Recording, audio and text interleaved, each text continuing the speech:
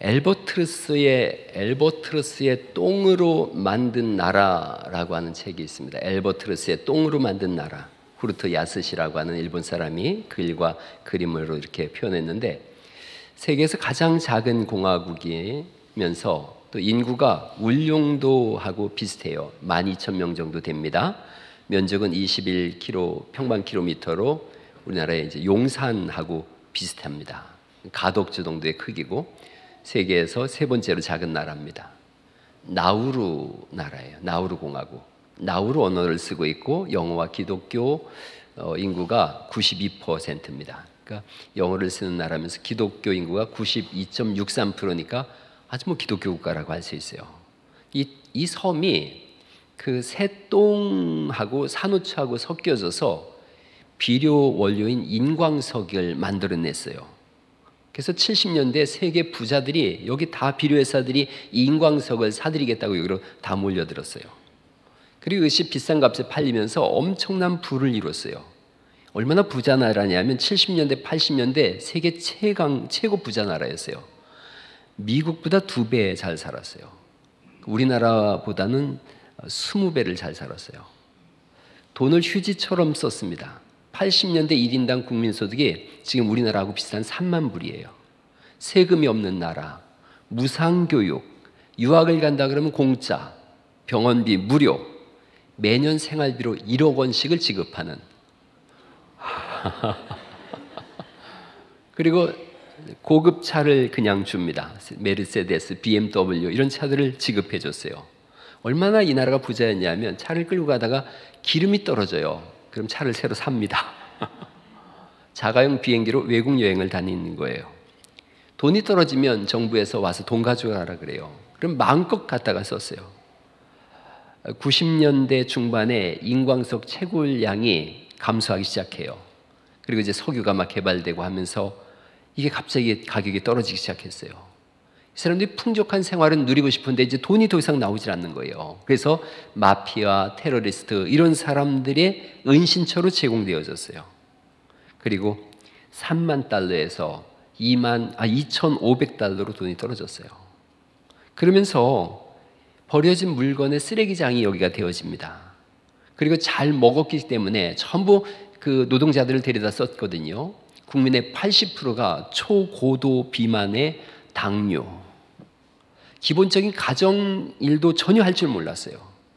더 큰 문제는 인광석이니까요. 파고 또 파고 또 파고 해가지고 지구온난화로 인해서 수면이 높아지다 보니까 저렇게 지금 물에 잠기기 일보 직전인 나라가 됐어요.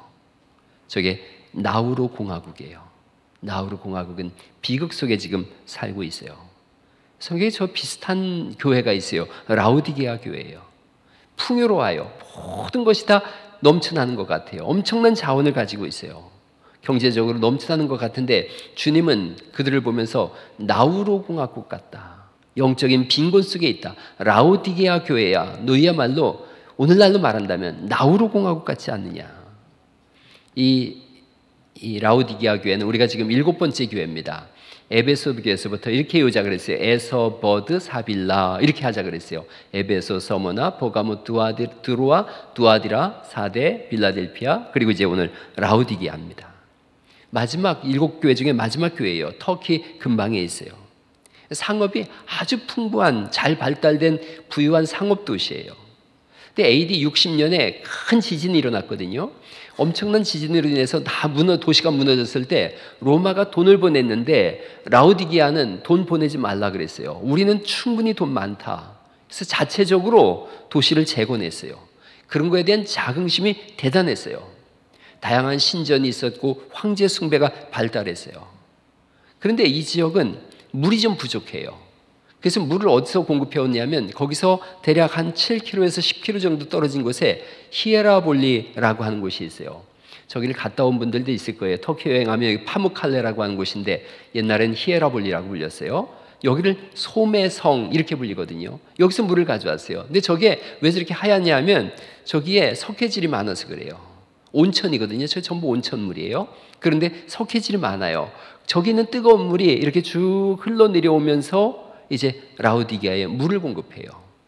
그런가 하면 그 밑에 쪽에는 골로새라고 하는 지역이 있어요. 골로새는 시원한 물이 나와요.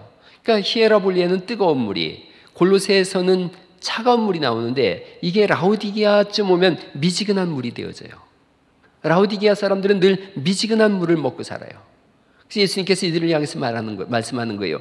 뜨겁든지 히에라볼리에 있는 온천수처럼 뜨겁든지 아니면 골로새에 있는 물처럼 차갑든지 해라. 너희는 왜 항상 미지근한 물, 먹을 수 없는 물처럼 돼 있냐는 거예요. 또 이들은 되게 부자라고 얘기했거든요. 지진으로 인해서 로마가 돈을 보내준다 그럴 때도 필요 없습니다. 우리는 충분히 우리 돈으로 재건할 수 있습니다. 양모를 염색했어요. 하얀 양모를 염색해서 아주 고급 옷감을 만들었어요. 여기는 의과대학도 있었어요. 그래서 눈병 치료약 중에 프리기안이라는 원료가 여기서 나왔어요.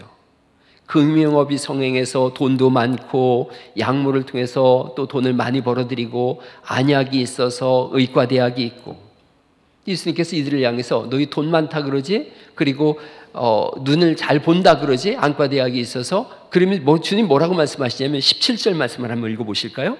주님의 판단은 좀 달라요. 17절만, 3장 17절 다시 한번 읽어보시죠. 시작. 네가 말하기를 나는 부자라 부유하여 부족한 것이 없다 하나 네 곤고한 것과 가련한 것과 가난한 것과 눈먼 것과 벌거벗은 것을 알지 못하는도다. 그 지역에 맞춰 딱 말씀하세요. 양모를 입어서 너희들이 옷을 가지고 있다 그러는데 영적으로 보니까 벌거벗었다는 거예요. 너희들이 의과대학에서 잘 본다고 하는데 영적으로 보니까 눈먼 자라는 거예요. 너희들이 뭔가 뜨거움을 가지고 있다고 하는데 16절 말씀을 같이 한번 읽어보시죠. 15절 16절입니다. 15절 16절 시작. 내가 네 행위를 아느니 네가 차지도 아니하고 뜨겁지도 아니하도다. 네가 차든지 뜨겁든지 하기를 원하노라. 네가 이같이 미지근하여 뜨겁지도 아니하고 차지도 아니하니 내 입에서 너를 토하여 버리리라. 이렇게 말씀하세요. 곤고하다, 가련하다, 가난하다, 눈이 멀었다, 벌거벗었다. 이게 라오디게아의 현실이었던 거예요. 주님께서 드리게 말씀하시죠. 영적인 온도를 올려라 라고 말씀하세요. 영적인 온도를 올려라. 18절 말씀을 같이 한번 읽어보시겠습니다. 18절 시작. 내가 너를 권하느니 내게서 불로 연단한 금을 사서 부유하게 하고 흰옷을 사서 입어 벌거벗은 수치를 보이지 않게 하고 안약을 사서 눈에 발라 보게 하라 라고 하세요. 그러니까 이 라오디게아 교회를 향해서 불로 연단한 금을 사서 진짜 부유하게 해라. 불로 연단한 금이라고 하는 것은 주님이 주시는 신앙을 말해요. 너희들이 미지근한 신앙이라는 거예요. 라오디게아 사람이라는 말이 있어요. 라오디시안이라는 말인데 미지근한 사람, 이것도 저것도 안 하는 사람. 주님 말씀하세요. 뜨거운 신앙으로 다시 나아가야 된다. 불로 연단한 금, 정금같이 나오는 사람, 하나님의 말씀과 그 신앙에 사로잡혀서 죽으면 죽으리라 하고 믿음으로 나가는 그런 삶을 살아야 되지 않겠냐는 거예요. 여러분, 제가 요한계시록 1장을 설교하면서 이 당시에 도미티안 황제가 다스리던 시대였고 예수 믿으면 그대로 죽이던 시대였는데 그들이 죽음 앞에서 안절부절하는 거예요. 우도 좌도 아닌 중간에 서서 머뭇머뭇하면서 눈치만 보고 있는데 주님 말씀하시는 거예요. 뜨겁든지 차갑든지 해라. 미지근하게 믿는 것도 아니고 안 믿는 것도 아닌 그 중간에서 애매모호한 그런 상황을 살고 있느냐. 모세와 여호수아가 이스라엘 백성들한테 동일한 말을 한 거예요. 나와 내 집은 하나님을 섬길 텐데 너희는 누구를 섬길 거냐? 어느 때까지 너희가 머뭇머뭇하려느냐? 이 머뭇머뭇하려느냐가 오늘 본문의 말씀하면 미지근한 상태로 있겠느냐는 거예요. 그러면서 20절에 이렇게 말씀하십니다. 19절 20절 말씀을 같이 한번 읽어보십니다. 19절 20절입니다. 시작. 물은 내가 사랑하는 자를 책망하여 징계하노니 그러므로 네가 열심을 내라. 회개하라. 볼지어다 내가 문 밖에 서서 문을 두드리노니 누구든지 내 음성을 듣고 문을 열면 내가 그에게로 들어가 그로 더불어 먹고 그는 나와 더불어 먹으리라 말씀하세요. 1차적으로 이 말씀은 이게 두 가지 의미를 가지고 있어요. 1차적으로는 예수님을 믿는데 머뭇머뭇하는 사람이에요. 머뭇머뭇하니까 주님이 토해내버리겠다고 하는 거예요. 그래서 지금 이 본문의 말씀은 예수님 문 밖에 있는 거예요. 1차적인 수신자는 예수님 믿는 사람이에요. 라오디게아 교회를 향한 말씀이에요. 이들이 예수님 믿는다고 하면서 죽음 앞에서 머뭇거리고 있어요. 신앙을 포기하려고 하고 있어요. 그들을 향해서 주님 말씀하세요. 회개하라 라고 말씀하세요. 방향을 돌리라는 거예요. 머뭇머뭇하는 데서 예수님께로 방향을 완전히 돌려라. 그래서 네가 문을 열면 내가 들어가 너로 더불어 먹고 너는 나와 더불어 먹는다. 즉 너와 내가 한 가족이 되어지고 하나님 나라를 회복하고 영생을 누리게 된다고 말씀하시는 줄 믿으시기 바랍니다. 이걸 말씀하는 거예요. 믿지 않는 자들을 향해서는 시작이에요. 문을 열고 나를 영접해라 라고 하는 거예요. 신앙생활은 날마다 예수님을 고백하고 예수님 우리 안에 계셔서 역사하심을 받아들이고 주와 동행하는 삶인 줄 믿으시기 바랍니다. 이들은 부유하다고 생각했어요. 좋은 옷을 입었다고 생각했어요. 잘 본다고 생각했어요. 주님은 가난하다고 말씀하시고 벌거벗었다고 말씀하시고 못 본다고 하세요. 이들은 세상에 눈이 열렸던 사람이에요.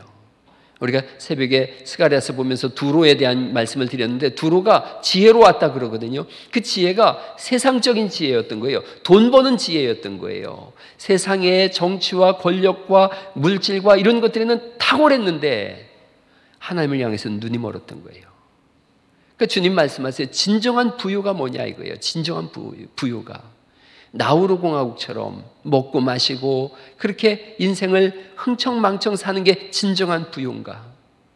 어릴 때 저도 한 30년 전에 불렀던 찬양이 있어요. 다 아는, 연세 드신 분들은 아는 찬양이에요. 손에 있는 부귀보다 주를 더 사랑하는가? 이슬 같은 목숨보다 주를 더 사랑하는가? 사랑의 빛 잃어가면 주님 만날 수 없어. 헛된 영화 바라보면 주님 사랑할 수가 없어. 잠시 머물 이 세상은 헛된 것들 뿐이니 주를 사랑하는 마음 금보다도 귀하다. 할렐루야. 이게 우리 신앙이었어요. 이 3절이 그렇게 되어져요. 언제 주님 오실는지 아는 이가 있는가? 신랑으로 오실 주님 맞을 준비되었는가? 기름 없는 등불 들면 주님 만날 수 없어. 재림나팔 소리들 나면 예배할 수도 없어. 잠시 머물 이 세상은 헛된 것들 뿐이니 주를 맞을 준비함이 금보다도 귀하다. 할렐루야. 뭐가 귀한가를 말씀하는 거예요. 70년대 80년대 우리 믿음의 선배들은 이 찬송을 부르면서 예수님을 고백하고 예수님을 고대하면서 살았어요. 라오디게아 교회는 불 꺼진 등을 가진 신부들처럼 미지근한 신앙으로, 그러면서 믿는다고 하니까 주님 말씀하는 거예요. 토해내겠다. 이 세상이 사라지는 날 그 영혼도 사라질 거예요. 여러분, 주님은 오늘 우리에게 신앙의 온도를 올리라고 말씀하는 줄 믿으시기 바랍니다. 오늘날 한국교회도 그렇고 우리의 삶도 보세요. 부족한 것이 없어요. 하나님 부유하고 부자입니다. 가만히 있어도 뭐 잘 굴러갑니다. 물질과 풍요와 쾌락이 이게 주님 주는 거라고 속고 있었던 거예요. 그러다 보니까 예수님과 함께 사는 광야의 삶을 잊어버린 거예요. 땅끝까지 이르러 주의 증인되라 그랬는데 상관없는 삶을 산 거예요. 물질 숭배, 물신이라 그러죠. 물질 숭배 신학이 들어왔고 번영 신학이 교회에 들어왔어요. 그래서 교회도 모두가 비만병의 성인병 환자가 되어진 거예요. 우리에게 주님 물어보시는 거예요. 너의 신앙 온도는 얼마냐라고 물어보시는 거예요. 여러분, 한번 옆 사람한테 물어보시죠. 성도님의 신앙 온도는 몇 도십니까? 한번 물어보시겠습니까? 시작. 뭘 묻고 그래요. 잘 알면서. 여러분, 신앙 온도를 올리라고 하시는 이 음성을 듣기를 예수의 이름으로 축원합니다. 그런가 하면 흰옷을 사서 입으라. 흰옷을 사서 입으라. 검은 양털로 만든 고급 옷감으로 유명했어요. 흰옷은 의의 옷이에요. 벌거벗은 수치를 가리는 하나님의 은혜예요. 하나님이 지어주신 옷이에요. 아담과 하와가 범죄했을 때 그들이 가서 머리를 꼭 박고 숨어 있어요.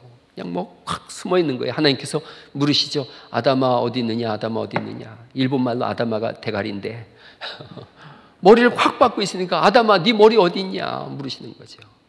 내가 숨었나이다. 그러니까 무화과 나무 뒤에서 무화과 나뭇잎으로다 옷을 입고 숨은 거예요. 부끄러워서 숨었습니다. 무화과 나뭇잎이 뭔가 인간이 죄를 가리기 위해 만든 종교예요. 종교적 열심과 충성과 노력과 비나이다 지성이면 내 죄를 가릴 수 있을 거라고 생각했어요. 그래서 이들이 자기들이 만든 옷으로 자기를 가리듯이 자기를 가릴 수 있다. 수많은 이단들이 종교에 숨어서 더 큰 죄악을 범하거든요. 교회 안에 숨어서 더 큰 죄악을 범하는 것과 똑같아요. 주님께서 그 아담이 가렸던 그 무화과 잎을 뭐라고 표현하셨냐면 이사야서 64장 6절에 있는 말씀인데 같이 한번 읽어보시겠습니다. 6절 7절 읽어보죠. 시작. 무릇 우리는 다 부정한 자 같아서 우리의 의는 다 더러운 옷 같으며 우리는 다 잎사귀같이 시들므로 우리의 죄악이 바람같이 우리를 몰아가나이다. 우리의 죄악으로 말미암아 우리가 소멸되게 하셨음이니이다 말씀하세요. 우리의 옷은, 우리의 의는 다 더러운 옷과 같다. 이게 기저귀 같다 이런 뜻이에요. 더러운 걸레와 같다 이런 뜻이에요. 그러니까 아담과 하와가 아무리 무화과 온전으로 자신을 가린다고 해도 더러운 옷과 같은 거예요. 마르면 다 부서지는 거예요. 주님이 의의 옷을 입어라, 흰 옷을 사서 입어라. 이 흰 옷이 뭔가? 로마서 13장 12절 말씀에 우리에게 주님이 이렇게 말씀하세요. 같이 한번 12절 14절 같이 읽어보겠습니다. 시작. 밤이 깊고 낮이 가까웠으니 그러므로 우리가 어둠의 일을 벗고 빛의 갑옷을 입자. 우리 주 예수 그리스도 옷 입고 정욕을 위하여 육신의 일을 도모하지 말라라고 말씀하세요. 주님께서 말씀하시는 흰 옷이 뭔가? 예수 그리스도로 옷 입은 거예요. 성 어거스틴이 로마서 13장 14절을 읽다가 회심했다 그래요. 그리스도로 옷 입자. 수도원에서, 옛날 수도원에서는 아침마다 수도복을 입으면서 이들이 이렇게 고백했다 그래요. 나는 오늘도 그리스도로 옷 입습니다. 나는 오늘도 그리스도로 옷 입습니다. 여러분 아침마다 옷을 걸치면서 한 번씩 그렇게 해보시면 어떨까요? 예수님, 저는 오늘도 예수님으로 옷 입습니다. 예수님의 의와 예수님의 성품을 덧입는 거예요. 새로운 정체성과 삶의 방식으로 새롭게 시작하겠습니다. 예수님으로 옷 입습니다. 오늘부터 예수님으로 옷 갈아입는 은혜가 있기를 간절히 축원합니다. 신앙의 온도를 올리라 말씀하시고 예수님으로 옷 입어서 행위를 드러내라고 말씀하세요. 그런가 하면 안약을 사서 보게 하라라고 하세요. 라오디게아가 의학으로 유명하다라고 말씀드렸어요. 안약 제조로 세워진 도시예요. 유명한 도시래요. 프리기안 가루라고 하는 원료가 여기서 나왔어요. 이걸 통해서 알력은 높일 수 있을지 모르겠어요. 사람들의 눈을 치료할 수 있다라고 하는 자긍심이 있었는데 주님의 판단은 눈먼 자다. 여러분 성령이 아니면 하나님 나라를 볼 수 없음을 믿으시기 바랍니다. 하나님의 성령이 아니면 조금도 하나님 나라를 알 수도 없고 볼 수도 없어요. 에베소서 3장 17절, 18절, 19절에 우리에게 주시는 귀한 말씀이 있습니다. 같이 한 번 더 천천히 읽어보시겠습니다. 시작.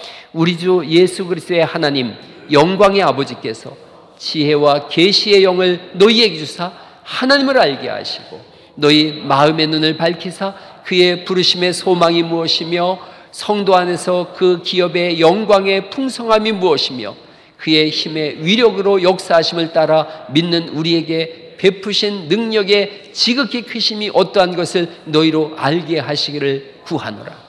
17절에 파란 글씨 제가 읽어볼게요. 지혜와 계시의 영, 즉 성령을 너희에게 주사 하나님을 알게 하시고 마음의 눈을 밝히게 하시고.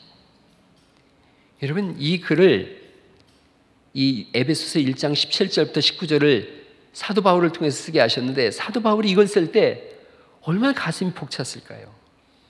자신은 공부를 많이 한 사람이에요. 지적인 눈이 열렸다고 한 사람이에요. 근데 그걸 가지고서 사람 죽이는 일을 했거든요. 예수 믿는 사람 죽이려고 하다가 다메섹 도상에서 예수님을 만나요. 그리고 그의 눈이 비늘같이 덮인 것이 있어서 보지를 못하는 거예요. 아나니아 선지자가 와서 그의 기도해 줬을 때 눈꺼풀이 열리면서 하나님 나라를 비로소 보게 되어졌고 3층 전까지 봤어요. 하나님 나라를 다 본 거예요. 그리고 이가 그렇게 쓰는 거예요. 지혜와 계시의 영을 주셔서 하나님을 알게 하여 주옵소서. 할렐루야. 지금 오늘 본문 그걸 말씀하세요. 육신의 눈은 세상을 보지만 영적인 눈은 천국을 봅니다. 아브라함은 한 번도 보지 못하고 받지 못했던 약속의 땅을 믿음의 눈으로 봤더니 가나안 땅을 보게 되어지고 후손을 봤어요. 야곱은 꿈의 사닥다리 속으로 하나님의 천사가 오르락내리락 하는 걸 보면서 그때 비로소 알았어요. 하나님께서 과연 여기 계시거늘 내가 알지 못하였도다. 여기가 바로 베델 하늘의 문이구나. 주께서 열어주실 때 열리는 줄 믿습니다. 스테반 집사님 돌에 맞아 순교할 때에 성경이 써 있어요. 하늘이 열리고 인자가 하나님의 우편에 선 것을 내가 보노라. 하나님 나라를 본 거예요. 그자 그의 얼굴이 해처럼 빛나면서 순교하게 되어졌죠. 주님은 온 세상에 가득한 분인 줄 믿습니다. 온 세상에 가득한 분이세요. 그걸 성령이 우리에게 알게 하시는 거예요. 시편 137, 9편에부터 말씀하시기를 내가 주의 영을 떠나 어디로 가며 주의 앞에서 어디로 피하리이까. 우리가 못 봐서 그렇지 하나님 우리 예배 가운데도 임재하고 계시고 우리 예배를 받으시는 줄 믿으시기 바랍니다. 그래서 코람데오라는 말을 쓰는 거예요. 코람데오. 코람하면 앞에서, 데오스. 하나님 앞에서 사는 거예요. 그리스도로 옷 입고 영적인 눈이 열려서 하나님 앞에서 살기 때문에 우리의 신앙의 온도는 올라가게 되는 줄 믿습니다. 한꺼번에 말씀하는 거예요. 영적인 눈이 열려서 하나님 나라를 봐라. 그러면 그리스도로 옷 입던 것을 우리가 알게 될 것이고 신앙의 온도가 올라갈 거다. 주님이 우리에게 19절을 제가 다시 한번 읽어볼게요. 19절에 이렇게 말씀하세요. 물은 내가 사랑하는 자를 책망하여 징계하노니 그러므로 네가 어떻게 하라고요? 열심을 내라 말씀하세요. 열심을 내라, 회개하라. 두 단어가 동의어로 써 있어요. 열심을 내라, 그게 회개예요. 신앙생활에 열심을 내라. 다시 한번 영적인 생활에 열심을 내라. 그게 회개라는 거예요. 회개라는 게 눈물 펄펄 흘리면서 주님 잘못했습니다라고 끝나는 게 아니라 다시 신앙에 열심을 내는 것을 회개라 그래요. 로베르 장군이라고 1959년에 나온 영화예요. 아주 오래된 영화예요. 흑백 영화인데 나치에 저항하던 레지스당들이 감옥에서 처형을 당해요. 그런데 여기에 저항하지 않았던, 전혀 참여하지 않은 사람이 사형에 처할 위기에 당했어요. 그 사람이 억울해 소리 지르는 거예요. 난 아무것도 안 했는데 내가 왜 죽어야 한단 말입니까? 그때 저항운동을 하던 한 분이 외쳤어요. 아무것도 하지 않았다고? 그게 잘못이야. 전쟁이 5년이나 지속되고 수많은 사람들이 죽고 도시는 파괴되어지고 조국은 멸망 직전에 놓였는데 당신은 아무것도 하지 않았다고? 넌 그것만으로도 충분히 죽어 마땅한 죄를 가진 거야. 아무것도 하지 않은 것, 그게 성경은 죄예요. 미지근한 신앙이 뭔가? 이 라오디게아의 미지근한 신앙이 뭔가? 아무것도 하지 않은 거예요. 나우루 공화국이 왜 멸망했는가? 아무것도 하지 않은 거예요. 당장의 풍요로움 속에 아무것도 하지 않은 거예요. 유죄라고 말씀하세요. 모두가 교회를 세우고 복음을 전하고 삶을 쪼개서 하나님께 드리고 있는데 난 아무것도 안 했어요. 주님 말씀하세요. 유죄라고 하세요. 난 옛날에 다 했어요. 하나님도 말씀하세요. 그때 나도 너에게 복을 다 줬어. 이제 뜨거운 신앙으로 다시 나와서 시작하라고 라우디게아 교회를 통해서 우리에게 말씀하시는 줄 믿으시기 바랍니다. 불로 연단한 금을 사라. 믿음의 고백이 있는 사람이 되라는 거예요. 흰옷을 입은 사람이 되라. 의의 옷을 입은 성도가 되라는 거예요. 안약을 사서 봐라. 하나님 나라를 본 사람. 이들은 멈추지 않아요. 이들은 열심을 낼 수밖에 없어요. 요즘 가장 핫한 찬양팀이 피어워십이에요. 피어워십.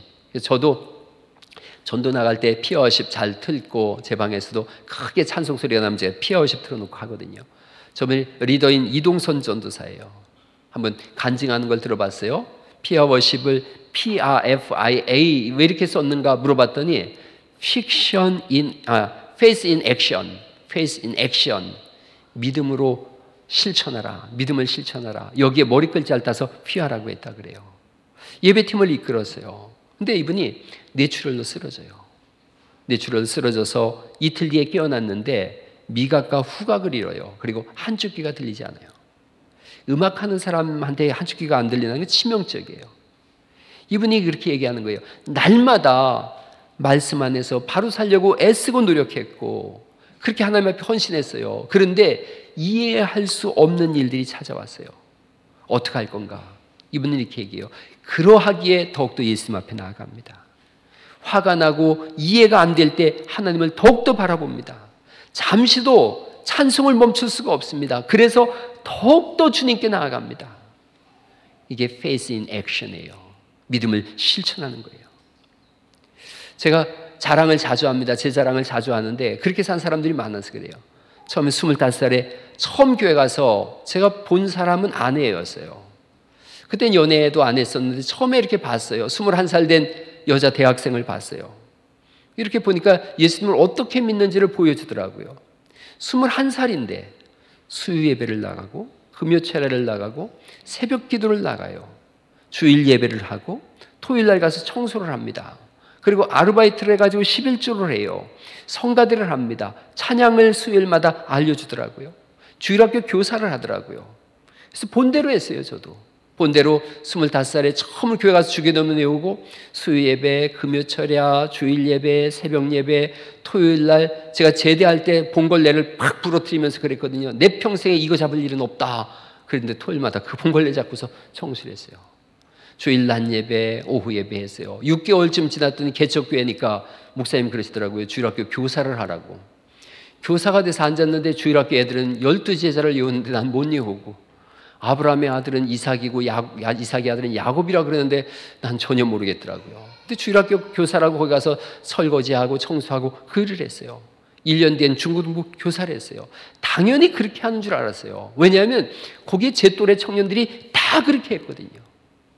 여러분, 갈릴리 교회도 그렇게 세워졌어요. 여러분들이 그렇게 세워오셨어요. 토요일 날 와서 보면 천장 고치는 성도들이 있어요. 저렇게 보세요.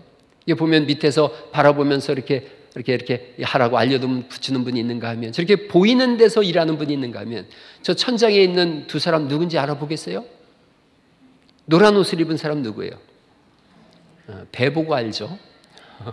장지영 목사. 또 이쪽에 있는 분은 누군지 알아요? 어떻게 알았어요? 박영배 장로님인지는? 저렇게 보이는 데서 일하는 사람이 있는가 하면 보이지 않는 데서 일하는 사람들, 이들 인해서 교회가 세워졌어요. 수요일날 고등학생 하나가 땀 펄펄 흘리면서 막 와가지고는 왜 이렇게 오냐 그랬더니 5시 한 40분쯤 됐는데 예배당에 시원하게 에어컨 틀어놓고 방송 준비하려고 왔다는 거예요. 아침 일찍 나와서, 더우니까요, 아침 일찍 나와서 여기 풀 베고 있는 우리 교회 최고령자도 계세요. 정신없이 바빠요. 여러분, 제가 신앙생활 해보니까 가에만 빙빙 돌아서는 절대 신앙이 성장하지 않아요. 미지근한 신앙으로 끝나버리고 마나요. 가운데로 뛰어들어서 뜨겁든지 차갑든지 헌신하는 은혜가 있기를 간절히 축원합니다. 주님 말씀하세요. 열심을 내라. 그게 회개하는 거다. 삶 속에 열심을 내라. 그리스도의 옷을 입고서 그리스도인답게 살아라. 주의 일을 어느 곳에서든 드러내라. 요청하고 싶은 게 하나 있습니다. 수요 예배를 어느 날부턴가 대충 때우는 것 같은 느낌이 들었어요. 목사는 최선을 다해서 준비하지만 어느 순간 수요 예배를 대충 때우는 건 아닌가. 수요일 날 이렇게 악기가 다 동원될 수는 없을까. 수요일 날 주일 낮 예배처럼 와서 다 예배할 수는 없을까. 수요일 날 찬양대가 설 수는 없을까. 그런 도전들을 우리 교회에서 해나갈 수 있길 간절히 바랍니다. 수요일 날 다 모여서 주일 낮 예배 드리듯이 대충 때우는 예배가 아니라, 오늘 이 예배가 내 일생의 마지막 예배라면 내가 어떻게 할 것인가. 우리 교회가 오늘 이 수요 예배가 마지막 예배라면 과연 어떻게 예배할 것인가. 이런 미지근한 신앙을 내버리고 뜨거운 신앙으로 다시 나가야 될 때가 지금인 줄 믿으시기 바랍니다. 더러운 욕망의 옷을 벗어버리고 주님 주신 옷을 입는 날, 세속을 던져버리고 하나님 나라를 바라보는 눈을 갖는 날, 예배하다가 죽을 것처럼 그렇게 야구장은 저리 가라고 큰 소리로 찬송하고 기도하는 날, 그날이 오늘부터 시작되어 있을 수 있기를 간절히 축원합니다. 21절에 하나님이 그렇게 하는 자들을 향해서 복을 말씀하세요. 21절 말씀 같이 한번 읽어보시겠습니다. 시작. 이기는 그에게는 내가 내 보좌에 함께 앉게 하여 주기를, 내가 이기고 아버지 보좌에 함께 앉은 것과 같이 하리라 말씀하세요. 이기는 자, 열심과 열정을 가진 사람, 하나님을 향하여 생명을 내던진 사람, 주님은 그런 사람을 보고 싶어 하세요. 주를 위하여 힘을 내라, 일을 하라. 이기는 자에게 내가 상급을 주겠다. 내 보좌에 함께 앉은, 즉 왕노릇하게 하겠다는 거예요. 여러분, 이 복을 외면하지 않기를 간절히 축원합니다. 그런 가문을 꿈꾸시길 바랍니다. 다 왕좌에 앉아서 주와 더불어 온 우주를 통치하는 삶, 매일 이런 삶을 가슴 뛰게 하는 거예요. 그러면 작은 일에 무너지지 않습니다. 인생 살다 보면 원치 않는 병이 찾아올 때가 있어요. 원치 않는 어려움이 찾아올 때가 있어요. 그럴 때마다 저도 외쳐요. 사명이 있는 자는 결코 죽지 않는다. 일을 또 만들고 하면서 제가 그래요. 주님, 저 일하고 또 일합니다. 이 일하는 동안은 저 죽이지 마세요. 나 이 일 끝내고 싶습니다. 병을 향해서 외치세요. 어떤 어려움을 향해서 외치세요. 넌 나 이길 수 없어. 나는 주님으로 옷 입은 사람이고 하나님 나라를 보는 사람이고 펄펄 끓는 온도를 가진 사람인데 나는 주와 함께 날마다 손잡고 일어난다. 제가 좋아하는 말씀이 있어요. 아픈 분들한테 이 말씀 드리고 같이 기도하자 그랬던 말씀이 있어요. 시편 118편 17절에 있는 말씀인데 이런 말씀이에요. 한번 쭉 같이 한번 읽어보시겠습니다. 시작. 내가 죽지 않고 살아서 여호와께서 하시는 일을 선포하리로다. 시편 6편 2절입니다. 시작. 여호와여 내가 수척 사오니 내게 은혜를 베푸소서. 여호와여 나의 뼈가 떨리오니 나를 고치소서. 9절 말씀. 여호와께서 내 간구를 들으셨으며 여호와께서 내 기도를 받으시리로다. 할렐루야. 주님 의지하시고 다시 뜨겁게 시작하세요. 온도를 올리세요. 예수님의 별명이 하나님의 어린 양이에요. 어린 양은 무슨 애처롭고 힘이 없고 연약하고 불쌍하고 이런 양이 아니에요. 그런 의미가 아니에요. 이 당시 어린 양이라는 칭호는 젊은 양이라는 뜻이에요. 최고의 지도자한테 붙인 명예로운 이름이에요. 그래서 자기 동족을 위하여 무리를 위하여 생명을 내어 던지는 그걸 어린 양이라고 했어요. 예수님께서 온 지구촌의 사람들을 구원하시기 위해서 십자가에 죽으실 때에 양처럼 다 이루었다라고 외치셨지 살려주세요라고 비굴하게 무릎 꿇지 않았어요. 그래서 예수님을 하나님의 어린 양이라고 그런 거예요. 죽음 앞에서 비명 한마디 없이 담대하게 받아들이는 지도자, 가족을 위하여 생명을 던지는 위대한 부모의 모습, 그게 어린 양이었어요. 주님이 우리에게 그렇게 오셔서 우리에게 말씀하세요. 너도 나와 함께 왕노릇 할 사람이다. 너야말로 이 시대에 다시 한번 세상을 이끌어 나가는 어린 양 되라라고 말씀하시는 줄 믿으시기 바랍니다. 동양에서 최초로 노벨 문학상 받은 사람이 인도의 타고르예요. 시도, 그림도, 작곡도 아주 뛰어났어요. 이 사람이 그런데 이 우리나라를 얼마나 좋아했는지 자기 가슴의 조국, 내 마음의 조국 이렇게 썼거든요. 동방의 등불이라고 하는 그 시에서 이렇게 썼어요. 일찍이 아시아의 황금 시기에 빛나던 등불의 하나인 코리아, 그 등불 다시 켜지는 날에 너는 동방의 밝은 빛이 되리라. 너는 동방의 밝은 빛이 되리라. 제가 이 시를 읽으면서 오늘 여러분하고 도전하는 거예요. 내 신앙의 등불이 다시 켜지는 날 나는 시대를 살리고 교회를 살리고 가문을 살리고 주와 함께 왕노릇하리라. 이 승리의 노래를 함께 부르는 은혜가 있기를 간절히 축원합니다.